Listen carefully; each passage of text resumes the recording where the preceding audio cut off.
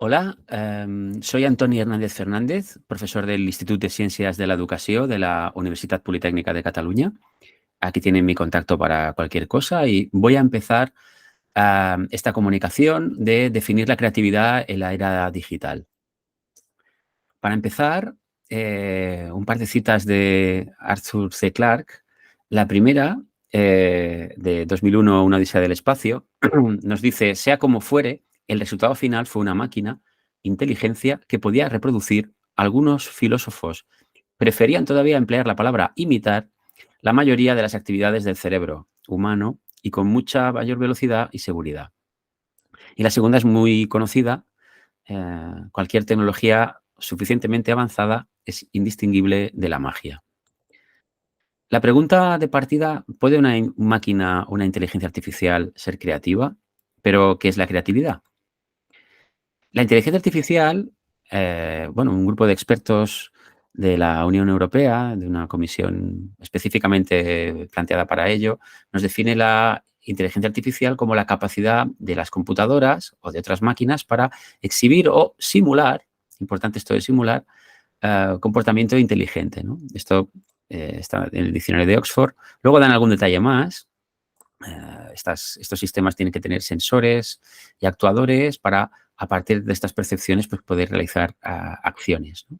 De manera que los sistemas de IA son sistemas diseñados por humanos para, dado un propósito específico, en la dimensión física o digital, pues poder percibir su entorno, por tanto, adquirir datos, interpretar estos datos y estructurarlos, razonar sobre el conocimiento que se pueda generar a partir de del procesamiento de esta información y finalmente decidir la mejor acción a realizar, dado un objetivo concreto.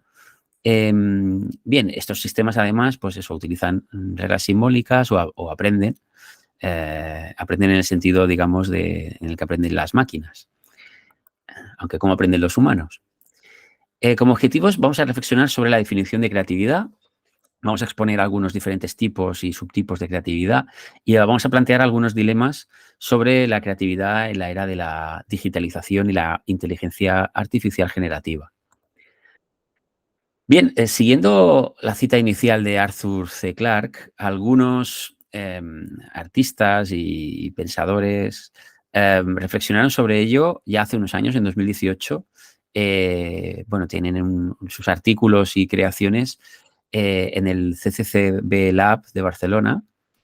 Y bien, allí podréis ver un poco, pues, lo que hicieron estas personas, ¿no? Hablamos de 2018, cuando aún las IAs generativas de imagen y de texto, pues, no estaban al nivel actual, ¿no?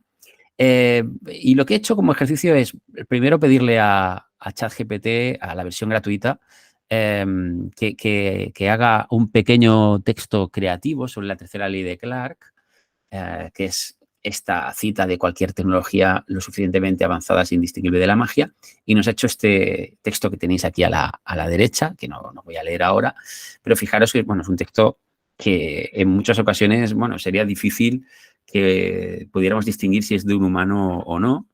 De hecho, lo he subido a una red social personal y nadie me ha comentado que era hecho por ChatGPT. No he dicho nada, es un pequeño experimento, una pequeña broma con mis seguidores de Facebook en este caso, pero, en fin, es muy difícil que digan que no es mío en un momento dado, y luego ya destaparemos la perdiz en este caso, ¿no?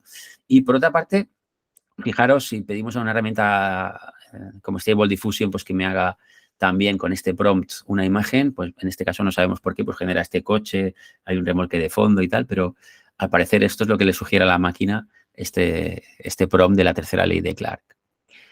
Holmes, Bialik y Fadel presentan el modelo SAMR, que es originario de Rubén Puente Dura, en el cual las inteligencias artificiales en un primer nivel pueden sustituir a tecnologías anteriores o lo que hace otra tecnología previa, o pueden aumentar cuando la tecnología actúa como una herramienta que sustituye, pero hay mejoras, digamos, funcionales claras, aumentativas, como puede ser un buscador de Google.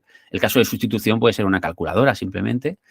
Pero también, aparte de este primer nivel, tenemos un nivel de transformación, que es en el que estaremos ahora con muchas herramientas de IA generativa y lo que implican para la educación en este caso, ¿no? Que es la modificación, o sea, cuando la tecnología permite un rediseño de las tareas habituales de forma significativa, o la redefinición, ¿no? Que sería cuando la tecnología permite la creación de nuevas tareas que anteriormente eran impensables.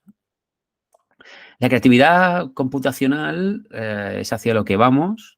Y alguna reflexión previa, ¿no? La creatividad no es exclusiva humana, esto es algo que tenemos que tener muy claro. Hay animales y otras especies que son creativas, que desarrollan herramientas de forma creativa, como el caso de los cuervos de Nueva Caledonia o los delfines. Y, por tanto, es gradual en la naturaleza, es una cuestión de grado. Esto es una idea que nos aleja un poco de este antropocentrismo, ¿no?, que tenemos a veces con el tema de la creatividad. Y un referente que es Margaret Boden, que nos dice que una idea creativa es habitualmente una combinación y o transformación innovadora y valiosa de ideas conocidas. Respecto a la creatividad de la IA, tenéis también este libro maravilloso de Marcus du Sautoy, Programados para crear, donde explora, entre otros casos, pues el ejemplo que está en la portada, si os habéis fijado, de Next Rembrandt, un experimento en el cual a la IA se le hizo crear, inventar un cuadro de Rembrandt, entrenándola con toda la obra de Rembrandt, ¿no? Este retrato no existe, no es de la obra de Rembrandt, sino que lo ha creado la IA. Otros artistas como Harold Cohen habían explorado temas de la IA, pero actualmente, ya digo, los modelos de GPT-3 y 4 de procesamiento de lenguaje, de generación de lenguaje, de los Large Language Models, o las generaciones de imágenes en Midjourney, Stable Diffusion y todas estas herramientas que hay de DALL-E, de IA generativa de imagen, pues permiten a que los usuarios creen elementos nuevos. También en música ya hay experimentos como el Backup Computer o la What If Machine. Todas estas situaciones, todas estas herramientas de IAs generativas nos permiten crear, pero claro, partiendo de estas máquinas. ¿Es esto creativo o no? ¿O es simplemente un ejercicio donde una máquina nos da un output?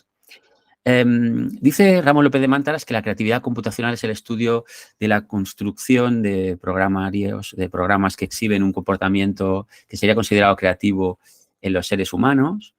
3 posibles razones para negar la creatividad a las máquinas pueden ser la falta de intencionalidad y el rechazo social a aceptar a los no humanos como creativos, y también, como no, pues el hecho de que la máquina no nos dé aquello que nosotros estamos, digamos, buscando, ¿no? Esta caja negra, esta idea de que la máquina, la IA, es una caja negra. En esta obra de creatividad digital pude reflexionar sobre el concepto de creatividad en general. El enfoque que quise dar es un enfoque diferente a los habituales. Distingo entre una creatividad interior, biológica, de base neuronal, que se daría dentro de nuestro cerebro y que serían aquellas ideas o experimentos mentales o todo aquello imaginativo que podemos hacer en esta mente, en nuestra mente, ¿no? La creatividad en este sentido es una creatividad interior que no ha salido fuera y que, por tanto, es algo, si queréis, incluso hedonista, es algo personal. No tenemos evidencias de ello hasta que no la exteriorizamos, hasta que no sale al exterior, porque de esta creatividad interior, mental, cerebral, neuronal, surge la creatividad exterior. La creatividad exterior es aquella donde hay elementos perceptibles para otros, es por tanto social, y la podemos dividir en una creatividad lingüística, donde a nivel oral, por ejemplo, tenemos el lenguaje, todo lo que podemos decir con el lenguaje, los silbidos, el canto, la literatura oral. Gestual, también podemos comunicarnos mediante lenguas de signos, con la expresión facial, con el tacto, con la percusión de nuestro cuerpo, o corporal, ¿no? Moviéndonos, como es el caso de la danza, la proxémica, la kinésica, la cronémica, y también otros sentidos que tenemos, el gusto, el olfato. También esta creatividad, si queréis, de base materialista, la podemos manifestar a través de artefactos. Es una creatividad que también es exterior y que la vamos a ejecutar mediante elementos tecnológicos, que pueden ser analógicos o digitales. En el caso de los analógicos tenemos, pues, clásicamente, pues desde el dibujo, la pintura, la escultura, la cocina, la escritura, pero vemos la música, arquitectura, programación, el diseño de objetos y de materiales nuevos que podemos inventar incluso de seres vivos nuevos, ¿no? Mediante biotecnologías. Pero fijaros que todos estos elementos actualmente también los podemos ejecutar de forma digitalmente. Em, es necesario, por tanto, una ética de la creatividad en el sentido de que todas las creaciones se deberían permitir, toda transgresión debería estar permitida o debería censurarse la creatividad. En el caso afirmativo, ¿quién decide qué es legítimo crear y qué no? Estas preguntas son básicas respecto a las IAs generativas. En otra comunicación he reflexionado sobre el tema de las IAs generativas que desnudan a las personas, ¿no? Y que pueden desnudar a menores de edad, como sucedió en un instituto en Badajoz de forma notable, pero también ha pasado en otros sitios del mundo. Entonces, ¿debemos permitir todo tipo de creación con la excusa artística o no? ¿Debemos permitir que una persona, como dice en la otra comunicación, desnude obras de arte? ¿O esto atenta contra estas obras de arte, ¿no? Es una transgresión de tipo artístico. Hay que exigir explicabilidad y transparencia a estas herramientas. Debe haber una agencia moral artificial, es decir, debemos exigir que si se detecta algo ilícito, la propia IA se autocensure en sus creaciones, que la máquina se autocensure. Deberían destruirse, evidentemente, los datos personales utilizados, ¿no? Con estas IAs generativas. Aunque haya este consentimiento para suministrar los datos, deben estar por un tiempo infinito en estas herramientas. Y, por último, toda herramienta de IA debe ser válida. En la Declaración de Barcelona, para el uso apropiado de la IA en Europa, se marcan estos principios. Esto es de 2017, el principio de prudencia, de fiabilidad, de rendimiento de cuentas, de responsabilidad y de autonomía limitada, así como no prescindir del rol humano. Estos 6 principios deberían ser básicos en todo uso de la IA y también, evidentemente, de las IAs generativas y creativas. Y la UNESCO, hablando de ChatGPT, refiriéndose a ChatGPT en educación superior, nos marca este esquema, cita este esquema en el cual hay 3 niveles, ¿no? El primero, si cuando somos una IA generativa, porque esto vale para ChatGPT, pero también para otras IAs generativas, nos importa que el resultado sea verdadero, como podría ser, no sé, en un programa informático, ¿no? Que queremos realizar. Y en este sentido, ¿es seguro usar ChatGPT? Bueno, si no me da igual que lo que me dé la máquina sea mentira, si estoy jugando con ella, si estoy haciendo algo creativo, artístico, pues bueno, puedo usar ChatGPT o otras herramientas de IA generativa. Pero hay otra pregunta, que es, ¿disponemos de experiencia para verificar que este resultado es preciso? En este sentido, si nos importa que el resultado sea verdadero, esto es importante. Si no es así, como puede ser en el caso del programa informático, pues no sería seguro usar la IA generativa. Si es que sí, aún nos enfrentamos a una última pregunta, que es esta pregunta tecnoética, sobre si estamos dispuestos a asumir toda la responsabilidad legal, moral, etcétera, de las imprecisiones que cometa esta IA generativa. Y en este caso, sí sería posible usar ChatGPT si estamos dispuestos a asumir esta responsabilidad ética, también, por ejemplo, respecto al impacto ambiental de las IAs generativas o al hecho de que en muchos casos se han utilizado a personas de países en vías de desarrollo para entrenar estas herramientas, ¿no? Etiquetando imágenes, por ejemplo, y pagándoles muy poco.